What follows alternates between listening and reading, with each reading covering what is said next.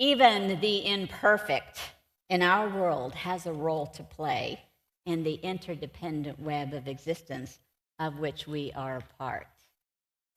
Consider this from the Taoist tradition. A great grove of trees once stood on a hill where just one gnarled tree now stands. I'll bet every person here who's walked in any neighborhood has seen this odd tree with a big gnarly piece on it, right? So long ago, the woodcutters had passed by saying, "We will never cut a good straight board from that twisted tree." So they left it alone and cut another and another. Then the loggers came along to get some logs to sell. "That twisted tree will burn with a foul smell," they said. So they let it be and cut another and another. Then the carvers came after soft-grained wood and said, "This twisted tree won't do any good. It's a knotty old thing." So they too let it be and cut another and another. In time, that large, gnarled tree stood alone on the hill.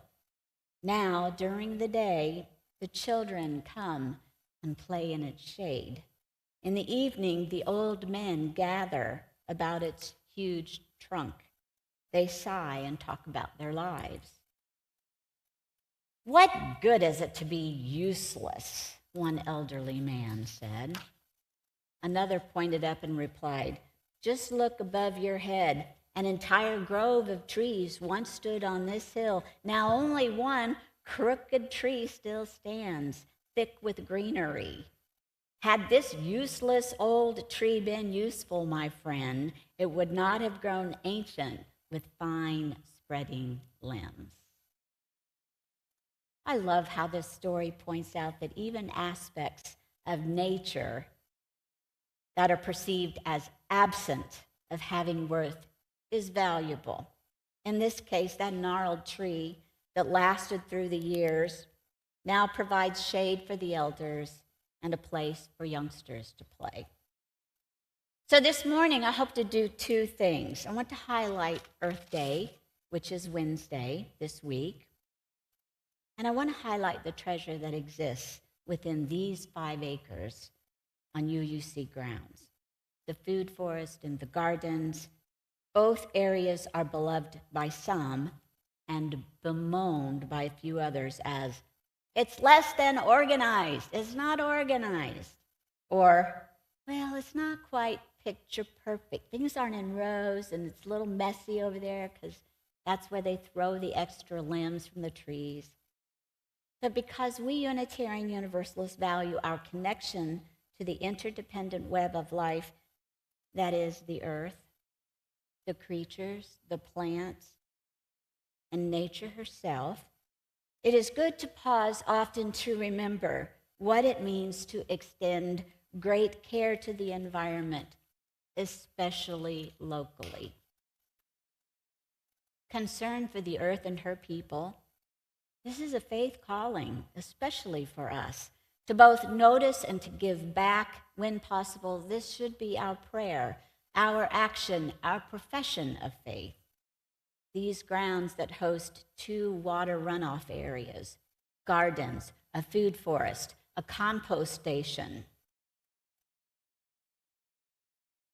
a memorial garden, blueberry bushes that run all over here, Muscovy ducks, 2 of them, a male and female, that I've seen twice this week walking the labyrinth out there. There's so much more, and all of this is sacred.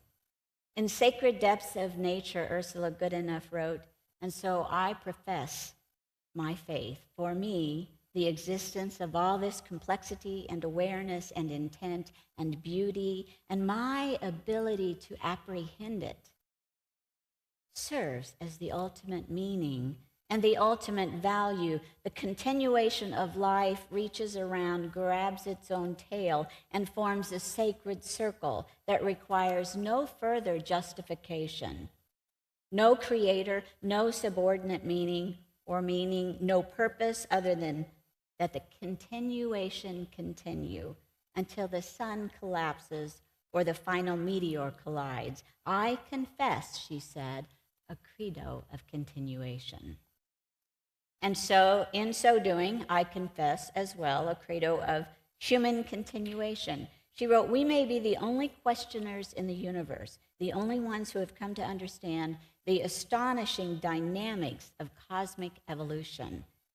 If we can revere how things are and can find a way to express gratitude for our existence, then we should be able to figure out, with a great deal of work and goodwill, how to share the earth with one another and with other creatures, how to restore and preserve its elegance and its grace, and how to commit ourselves to love and to joy and laughter and hope. I love her phrase, a credo of human continuation. And I will add a credo, a connection to nature. That is my practice of faith, because without both, humanity cannot be sustained. Now, here's the thing. Many of you are intelligent, are well-read enough. You know the planet will survive regardless of whether humanity persists. The earth is resilient. So this credo is also a covenant to act in a way that supports our very existence and that of plants and animals, as well as care for the earth. Angela Davis said, you have to act as if it were possible to radically transform the world. And you have to do it all the time. How exhausting, right? Exhausting, but you have to do it all the time. Many of us here have worked hard to educate ourselves on how best to live in a way that nurtures rather than destroys the earth. Our congregation's UUC's Green Sanctuary designation is both an honor and a charge. I'm here to tell you, when it comes to deciding whether to use plastic forks or metal ones for potlucks, in that moment, we are deciding whether we are committed to keeping this designation as a green sanctuary or foregoing honoring that sacred commitment. I mean, it is easier to use plastics. Throw it in the trash and it goes away. We never see it again. But then it goes to a landfill where it remains for numerous years, adding to the plastic residue in the soil. How can this be good? So I hope our UUC commitment, our committees will consider that. We'll rethink throwing plastic items on the table when we gather to share a meal. It's confusing at times, right? There was a congregation in Terre Haute, Indiana that said, we use paper items here and throw them away because water is a hard resource. We don't have a lot of water in that area of Indiana. Whereas in Florida, we have access, maybe not now, right, the drought, but we have access to plenty of water, so washing dishes in the sink, it might be a better approach. But it's imperfect, it's complex.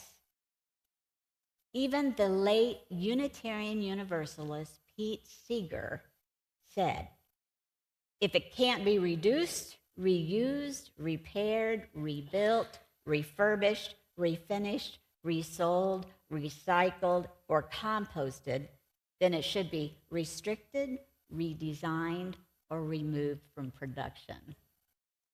Strong Unitarian Universalist. I'm so proud to be part of the lineage that Pete Seeger was, aren't you? His words, his passion, his commitment to Unitarian Universalist values continues on, regardless of whether he's still with us in body. So learning how to dispose of what we consume is one component of our expression of faith. Another is to comprehend the profound nature of our connections to plants. In some native languages, the term for plants translates to those who take care of us. Robin Wall Kimmer in Braiding Sweetgrass wrote those words. Kimmerer continued, action on behalf of life transforms because the relationship between self and the world is reciprocal. It is not a question of first getting enlightened or saved and then acting. As we work to heal the earth, we work to heal ourselves. The earth works to heal us. Many at UUC know the healing power of working with plants. Some have even stated, and this is almost a direct quote, gardening saved my life. I put my hands in the dirt and tears fell from my cheeks. I come to the garden feeling so sad and stressed sometimes. But as soon as I work pulling weeds and watering those baby plants, I find that I'm smiling. It is almost mystical how this happens.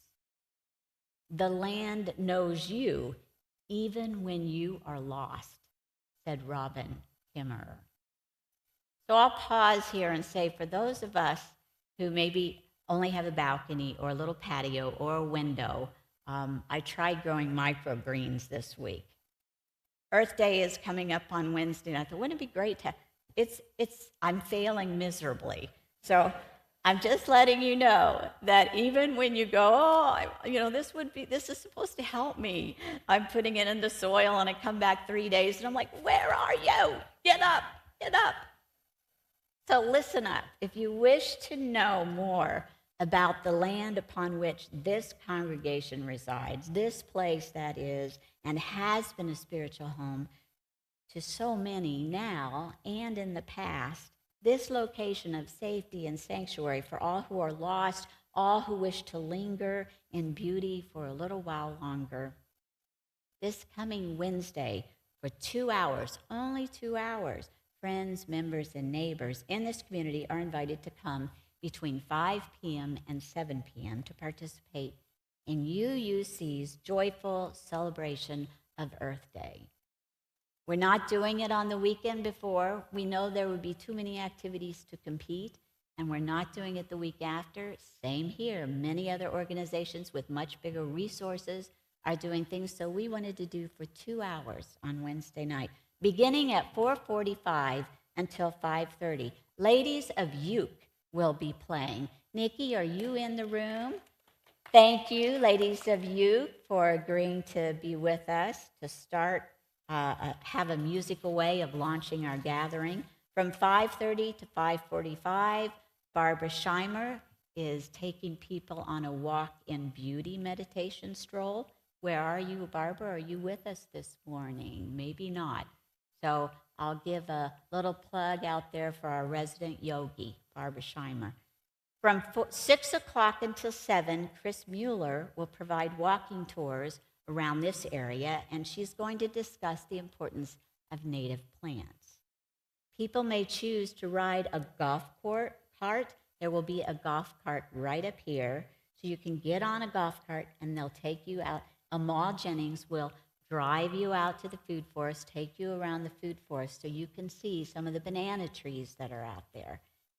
Amal shares a wealth of knowledge about the plants that grow on these grounds.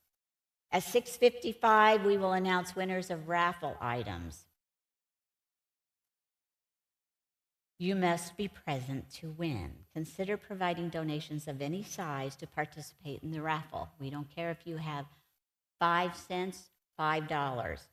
It's okay. Even if you don't, put your name in. During the entire 5 to 7 period, tables will be set up in this courtyard over here between the octagon and the social hall.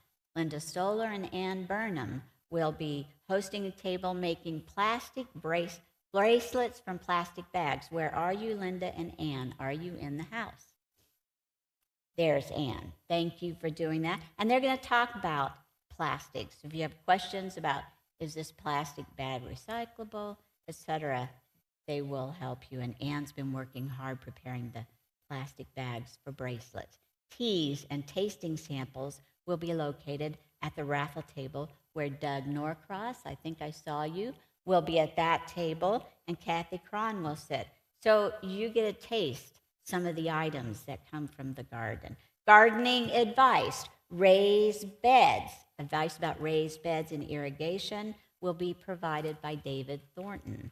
Composting and Other Garden Advice by Christina Bellamy will be located next to David's table. Sibby and I, Sibby is providing microgreens that she was able to grow, thank goodness. Both of us will be available to assist if you have questions. Hopefully you will bring a friend and celebrate with us for a moment of wonder and gratitude. So I'll close with this poem by Linda Paston, the late Linda Paston. It's called Imaginary Conversation. You tell me to live each day as if it were my last. This is in the kitchen, where before coffee I complain about the day ahead, that obstacle race of minutes and hours, grocery stores and doctors. But why the last, I ask? Why not live each day as if it were the first? All raw astonishment, Eve rubbing her eyes awake that first morning, the sun coming up like an ingenue from the east. You grind the coffee with the small roar of a mind trying to clear itself. I set the table, glance out the window where dew has baptized every living surface.